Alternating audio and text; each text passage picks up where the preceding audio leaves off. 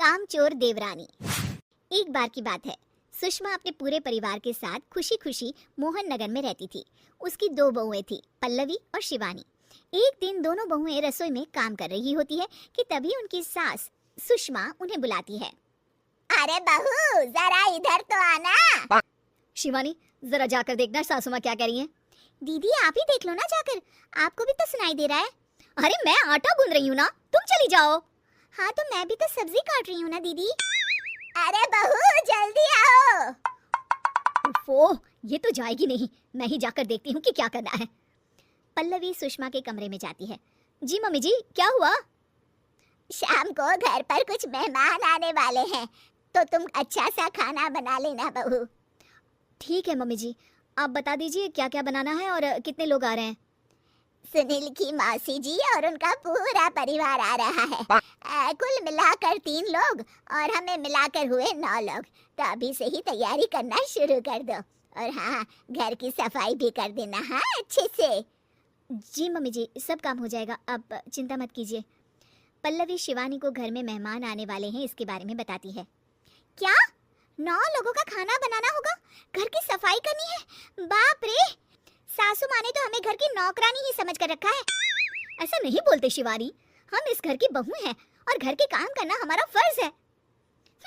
दीदी तो है ही सासू माँ की चमची, जब देखो सासू माँ। मैं तो इतना सारा काम नहीं करने वाली। शिवानी कपड़े लेकर गमला साफ कर रही होती है और चक्कर आने का नाटक करने लगती है। मेरा सर चकरा रहा है। तभी वहाँ पल्लवी और सासू माँ जाते हैं। अरे बहू, क्या हो गया तुम्हें? मम्मी जी, बहुत तेज सर में दर्द हो रहा है। तुम एक काम करो शिवानी, आराम कर लो। नहीं दीदी, घर में मेहमान आने वाले हैं, मुझे आपकी मदद करनी चाहिए। अरे कोई बात नहीं शिवानी, तुम आराम कर लो, मैं सब काम कर लूंगी। ठीक है दीदी, अगर आप इतना कह रही हैं तो आराम कर लेती हूँ। शिवानी आराम से अपने कमरे में मैगजीन पढ़ रही होती है। इसे कहते हैं आराम की जिंदगी। इतना सारा काम। चलो सारा काम खत्म हो गया, शिवानी को देख आती हूँ। शिवानी अपने कमरे में ईयरफोन में गाने सुनते सुनते सो जाती है और उसके साइड में मैगजीन भी रखी होती है। पल्लवी वहाँ आ जाती है और वो सब देखती है। ओहो, तो मतलब सब काम चोरी का बहाना था। अभी बताती हूँ इसको। घर का सारा काम मुझे करना पड़ा और ये महारानी यहाँ मैगजीन पढ़ रही है, गाने सुन रही है। पल्लवी रसोई से एक प्लेट और चम्मच लेकर आती है और शिवानी को थाली बजाकर उठाने लगती है। शिवानी अचानक से उठती है। उठ गई महारानी, गाने भी सुन लिए, मैगजीन भी पढ़ ली। तुम तो बहुत बड़ी झूठी निकली शिवानी।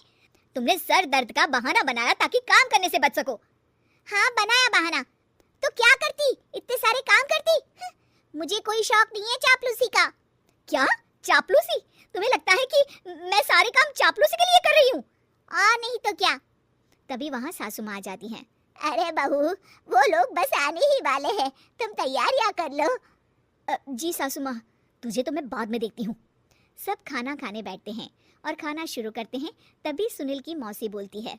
वाह भाई वाह, खाना तो बहुत ही अच्छा बना है सुषमा जी, एक एक चीज में क्या स्वाद है। ये सुनकर शिवानी मुंह बना लेती है। उसे अपनी जेठानी की इतनी तारीफ रास नहीं आती। आपकी बहुएं तो बहुत ही अच्छा खाना बनाती है। हाँ बनाती तो दोनों ही अच्छा है, पर आज ना ये सारा खाना बड़ी बहू ने बनाया है। छोटी बहू की तबीयत ठीक नहीं थी, सो इसलिए। मानना पड़ेगा सुषमा जी, आपकी बड़ी बहू तो बहुत ही गुणवान है। पल्लवी की तारीफ सुनकर शिवानी को जलन होती है। पल्लवी ये सुनकर खुश हो जाती है और शिवानी की तरफ देखकर उसे चिढ़ाती है। कुछ देर बाद मेहमानों के जाने का वक्त हो जाता है। मौसी जी सबके लिए उपहार लाई होती है। वो सबको शगुन के पैसे देती हैं और अंत में पल्लवी के पास आती है। तुम्हारे लिए शगुन का लिफाफा तो है ही, पर बहू तुम्हें एक और उपहार भी मिलेगा इतना अच्छा खाना बनाने के लिए। मौसी अपने सोने के कंगन निकालकर पल्लवी को पहना देती है। ये लो, ये मेरे मनपसंद कंगन है, अब से ये तुम्हारे हुए। धन्यवाद मौसी जी। ये देखकर शिवानी तो पूरी तरह से जल जाती है और गुस्से से रसोई में चली जाती है। तभी वहाँ पल्लवी आ जाती है और उसे अपने कंगन दिखाने लगती है।